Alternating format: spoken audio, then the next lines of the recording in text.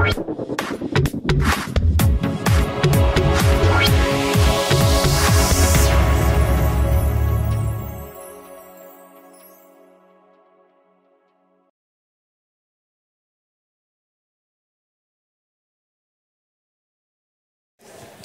meine Damen und Herren, nach diesem sehr interessanten Vortrag von Thomas Renz, willkommen zurück zu unserer zweiten Diskussion im Rahmen dieser Konferenz.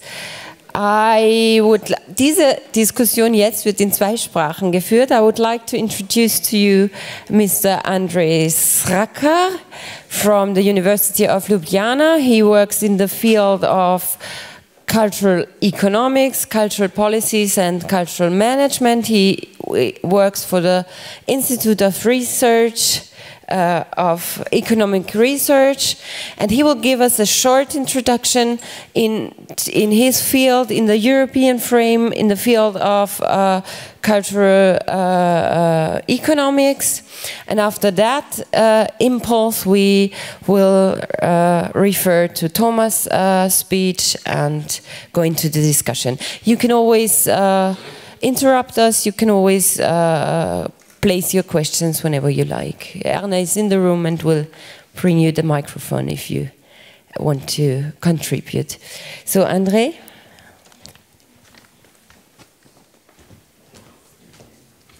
So, welcome in my name. Maybe a few words for a start. I will have a shorter presentation. It won't take very long. So, basically, my main field of research is, as Susanne said, culture economics and sort of like econometrics, mathematical economics, and so on. So my area is which is related to culture economics, is not culture education.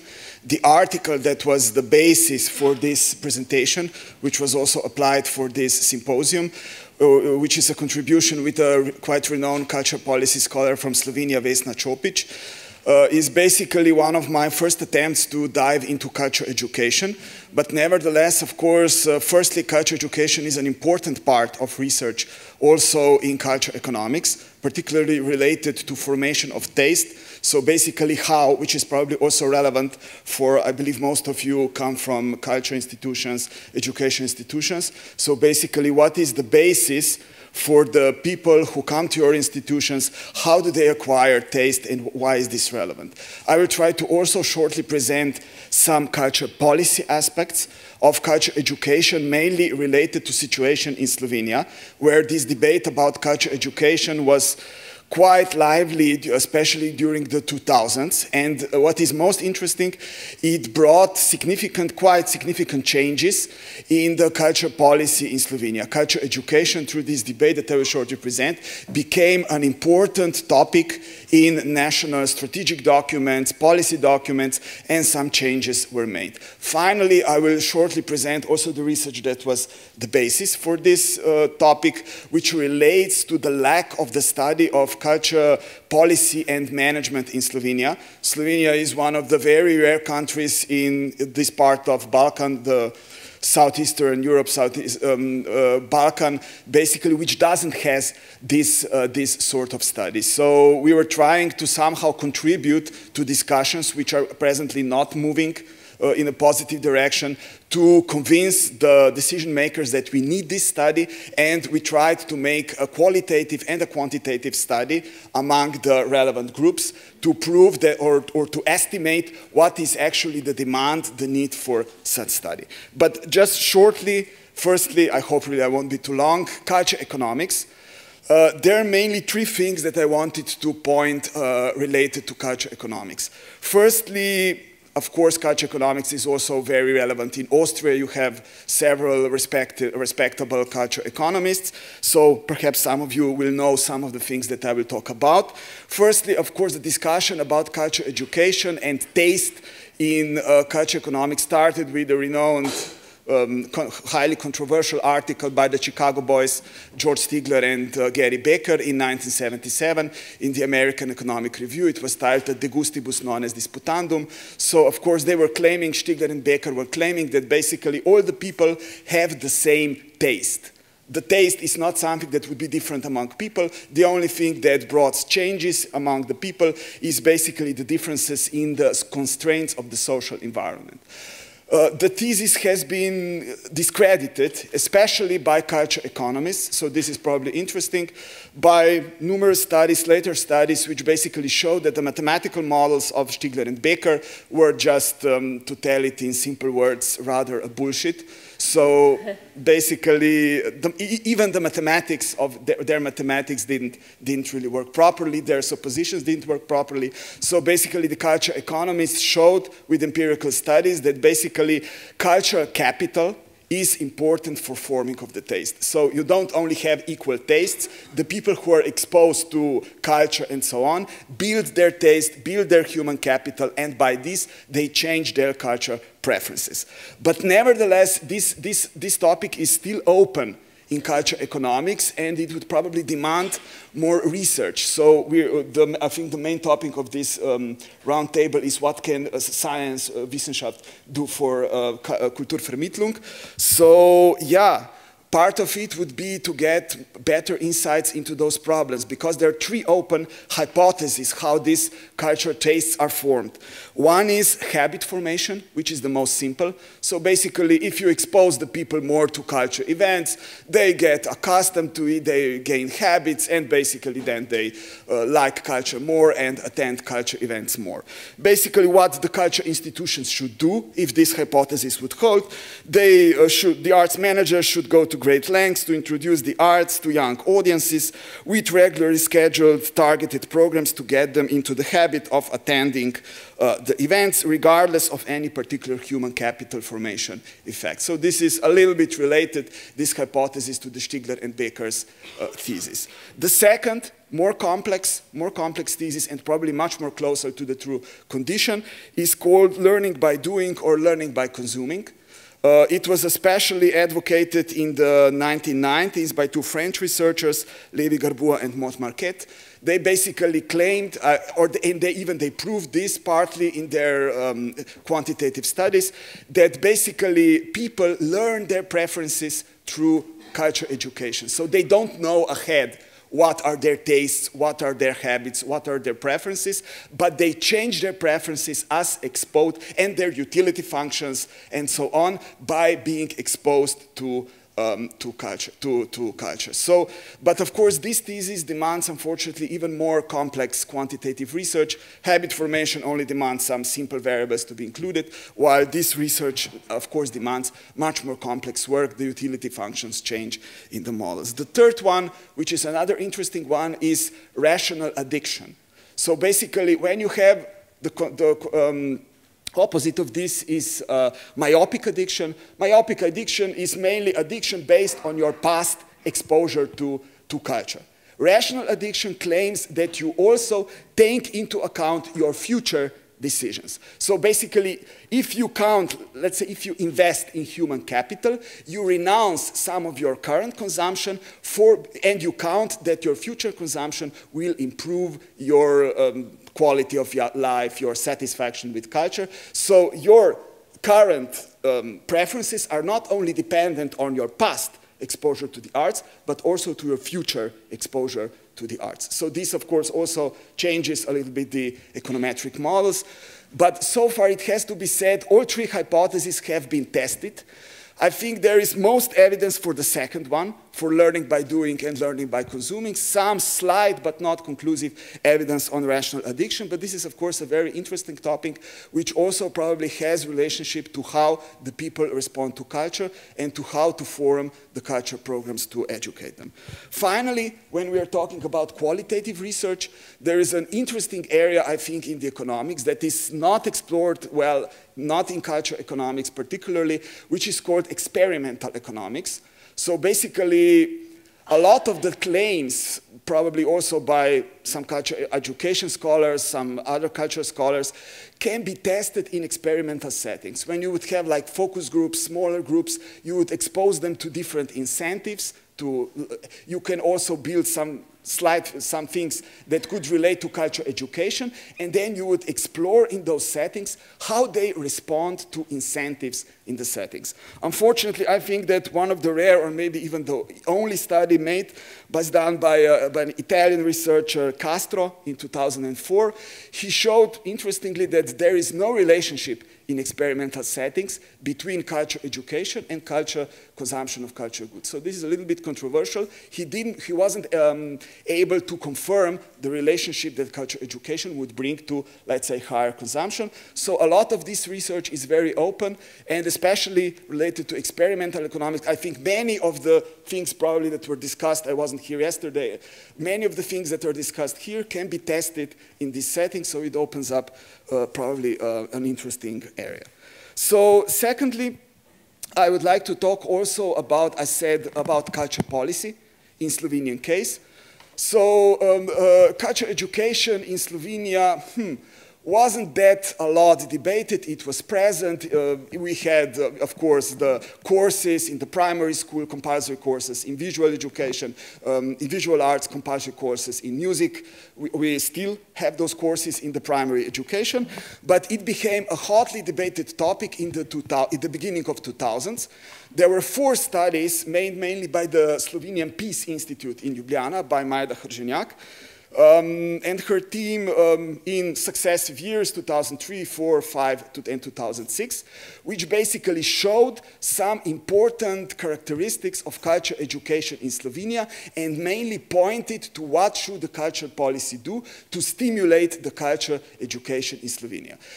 These researchers compared Slovenian system to mainly two role models of the system. One was the British system with its pronouncement on economic impacts, on relationship between the impact to society, so societal economic impacts, and educational aspects, culture aspects, and so on. And the second one was the Nordic model, mainly Swedish, also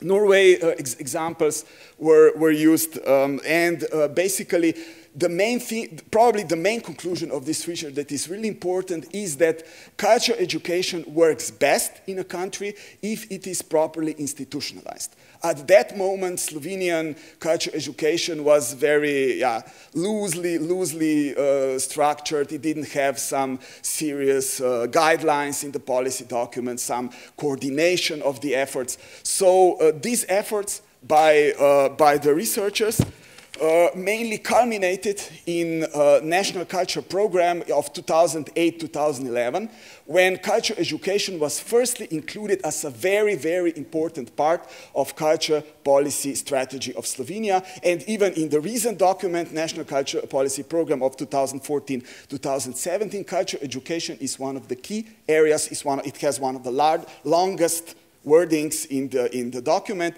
And there are some documents, although it has to be said, although the initiative is now much more concentrated, the results are still not there. I mean, there is still not the coordination system. The coordinators are not working. The national coordinators, the local coordinators of culture education, which was suggested by those studies that should be built, are not included. There is still much too less effort on networking. One of the suggestions of this study was to network better, to include Slovenian schools, Slovenian culture educators into international, and to build some regional networks. Those networks are also not present.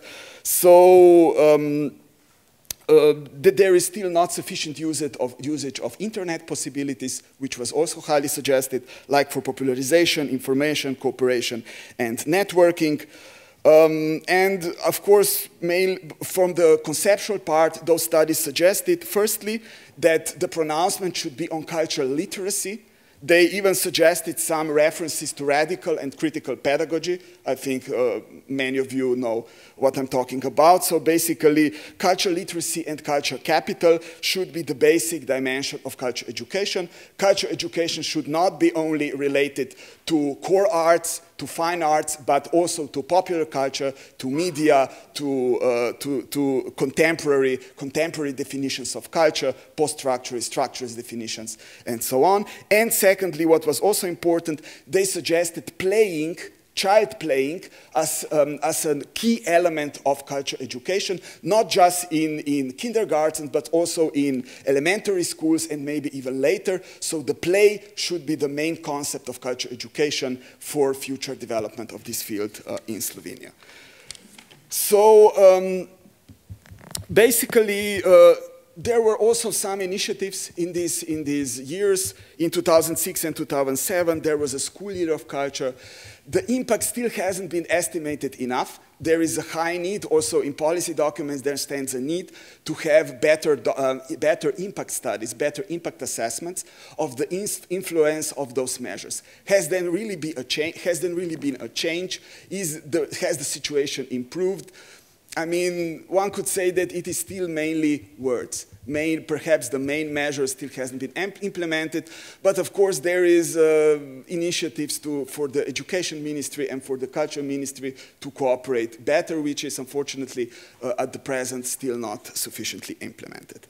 So finally, I wanted to talk also about the study that was applied for this symposium. Basically, when I was talking now about culture education, I was mainly referring also to these studies in Slovenia, to kindergartens and to primary schools. Those studies were particularly intended for those areas. Well, of course, culture education also happens in tertiary education at the university level. And in Slovenia, there are high problems with this, with tertiary education in culture. Although we have some quality departments, some departments were named among the best quality in Europe, like the design department of the visual arts. But nevertheless, firstly, there are infrastructure problems, but mainly some studies are not present. I'm particularly talking about the study of culture policy and culture management, where basically the initiatives were presented by Professor Vesna Čopić, the co-author of this article, basically were presented in the middle of 2000s, at the end of 2000s. They were approved by the economic faculty and by the Faculty of Social Sciences, but due to different reasons, mainly political reasons, this study hasn't moved in any advance. So we constructed a design. We are still working on the results of this study. We constructed a design. It includes qualitative and quantitative analysis. The qualitative analysis consists of interviews with about 40 members of target groups. The target groups are quite widely defined. The target groups were defined as prospective, current, and future students by the people from the faculty, by the arts managers, by the culture workers, by the general public, and by the decision makers, the national decision makers and the local decision makers. What is quite interesting in Slovenia is that there is huge demand. Also those starting interviews showed that there is huge demand if you ask art managers, if you ask the arts people, there is huge demand for this study. And also, as said, Serbia has, I think, several departments for culture management and policy, Croatia as well, Bosnia has it, I think Macedonia and Montenegro have it. So Slovenia, which was kind of called the Switzerland of the Eastern Europe, of course doesn't have this stadium, and many people from Yugoslavia, from ex-Yugoslavia, wonder where they come here. At present, the course in culture policy is under threat, whether in the austerity measures it will last or it won't last. So of course we expect that such study would be highly influential for the development of this study and this course. We still don't have the final results. Unfortunately, this would be probably most interesting for you, kind of what the people concretely said, what do they demand, what does it depend upon. But so far results confirm that there is a strong support for the study among the culture managers and partly among students, but there is not strong support among the policymakers, especially in the current situation, which probably is not so wondrous, but yeah, it is probably suggested. Mainly the evidence is for this learning by doing. Of course, also, I mean, in the econometric models, you find strong evidence that past variables, the variables from 1 year, 2 years ahead, strongly influence the consumption in the current year. So there is evidence that there is some time effect and there is some process of education affecting the current consumption. But there is only the problem which of those theses would bring stronger support and stronger explanations why this happens. Mm-hmm. Because that would be the perfect plaidoyer, the perfect argument for Kulturvermittlung, cultural education, yes, to let people experience culture with their own hands. Yes. It also relates to the talk of Ayran Berg and loads of inspirational talks that we had yesterday, and also brings you into the story. We have here, I think I didn't introduce you yet, Rike Lassy-Beelitz, die Präsidentin des Verbands für Kulturvermittlerinnen in Österreich, im Museums- und Ausstellungswesen tätig seit vielen Jahren und eine, die sich mit der Frage, glaube ich, auch sozusagen, wie sich Kulturkonsumation, wie sich Besucherinnen-Dasein versus Nicht-Besucherinnen-Dasein von der Kulturvermittlung beeinflussen lässt. Rike, Kulturvermittlung führt automatisch dazu, dass wir Kulturrezeption in unseren Alltag einbauen. Bist du auch der Meinung? Ist Kulturvermittlung der Schlüssel? Natürlich. Wir retten Leben. Die Frage ist nur wirklich, was Besucherforschung uns bringt. Ich habe eine sehr gespaltene Haltung zur Besucherforschung. Es gibt 3 Erlebnisse. Das eine geht zurück auf das Jahr 2002. Da war das Museum, mit dem ich damals gearbeitet habe, wurde gerade evaluiert von Besucherforschern und von Unternehmensberatern. Und Sie müssen sich jetzt eine Klick vorstellen von Unternehmensberatern und stellen Sie sich Ihr schlimmstes Klischee vor, multiplizieren Sie das mal 7 und dann haben Sie die Situation, wie wir sie damals gehabt haben. Was war der Effekt von dieser Evaluation seitens der Besucher und seitens des Hauses? Ich habe meinen ersten Anstellungsvertrag bekommen, bin unglaublich dankbar.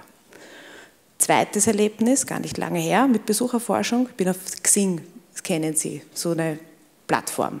Sehr selten bin ich dort, ich wäre wahrscheinlich ein Gelegenheitsbesucher. Und als Gelegenheitsbesucher wurde ich dort befragt, was ich super finde, was ich schön finde. Und ich, Idiot, habe die Wahrheit gesagt. Und was war der Erfolg? Alles das, was ich an Xing mochte, wurde kostenpflichtig. Seitdem, wenn wir in unserem Haus Besucherforschung machen und ich mich in die Reihe der Besucher anstelle und so tue, gehöre nicht dazu, bin Besucher, und die mich natürlich auch nicht kennen, weil es Leute von extern sind, und ich befragt werde, sage ich immer, ich will keine Führungen. Mich interessiert das Shop, mich interessieren die Designprodukte, weil ich weiß, die Führungen werden nachher sicher nicht teurer.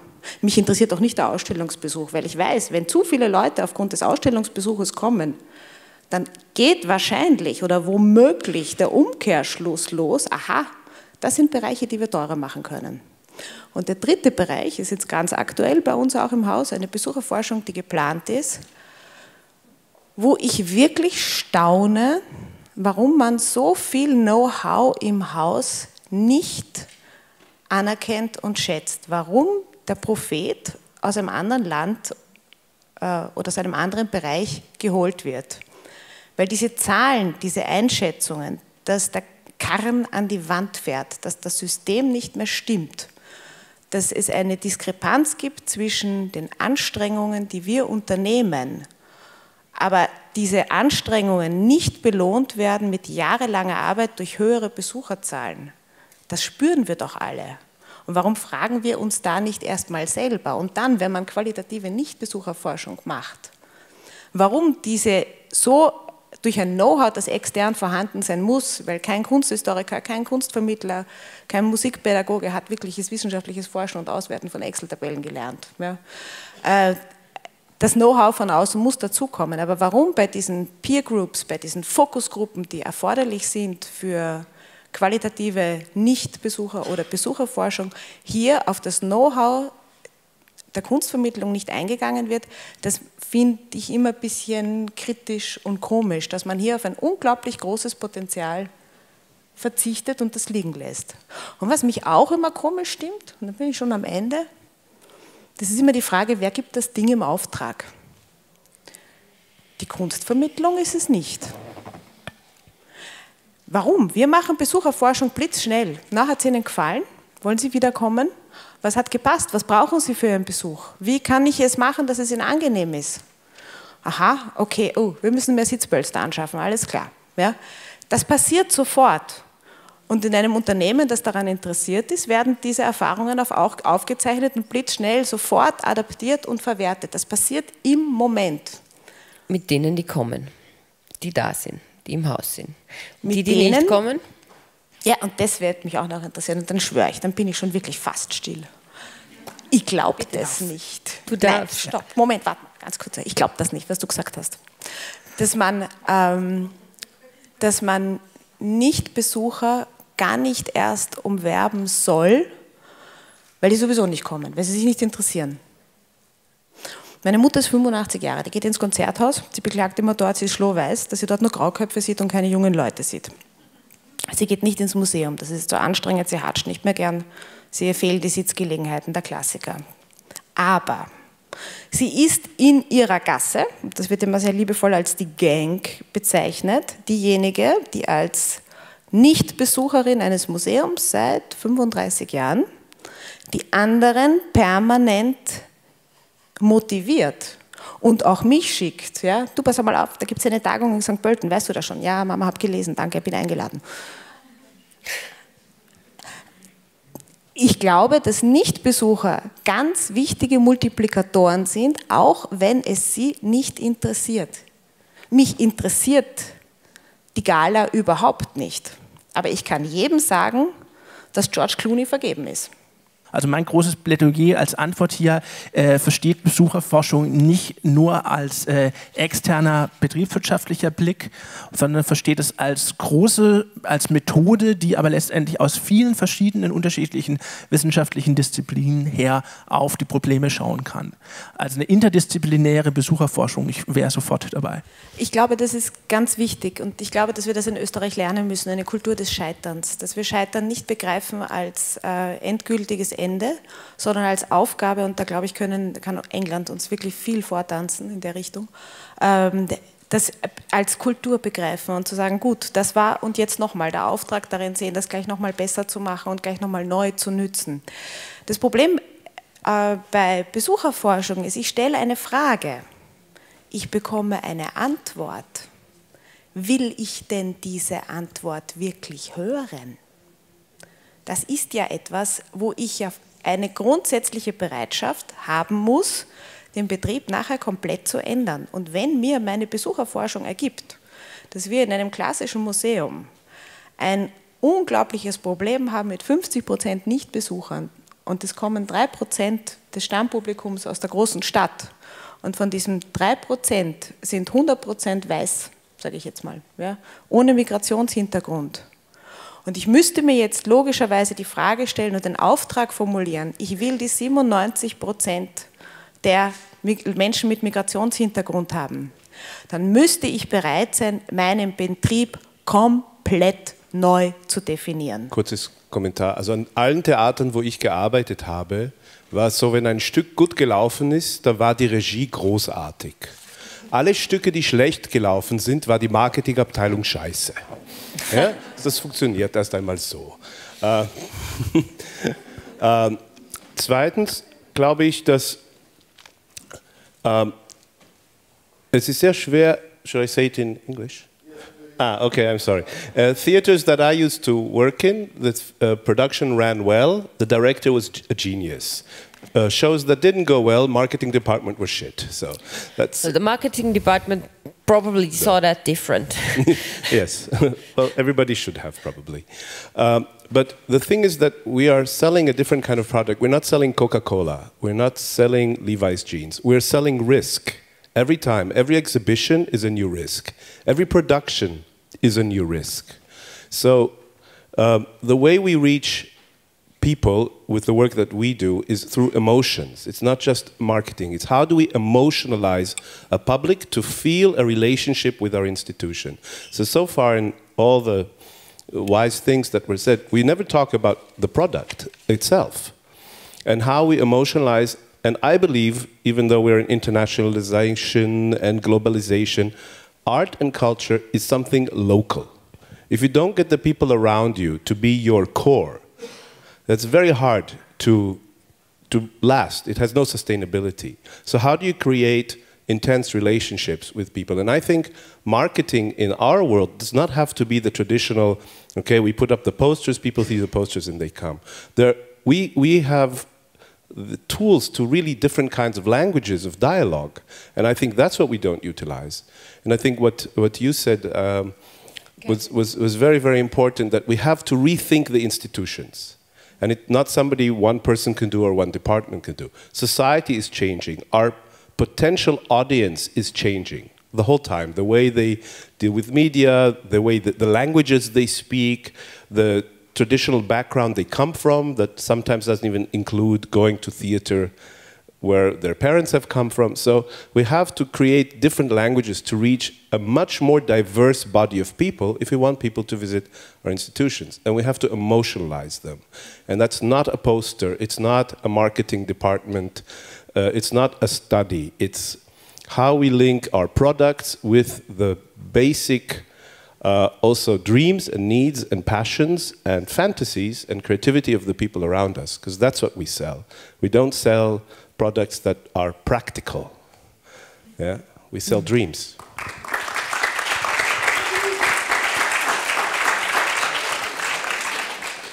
So muss man das eigentlich stehen lassen. Also wir forschen und manchmal bringt es eine Anstellung und manchmal bringt es einen Strukturwandel in einem Unternehmen und ein bisschen mehr Wissen, aber in Wirklichkeit, wenn wir was erfahren wollen über unsere Dialogpartner, müssen wir mit ihnen in eine Beziehung treten.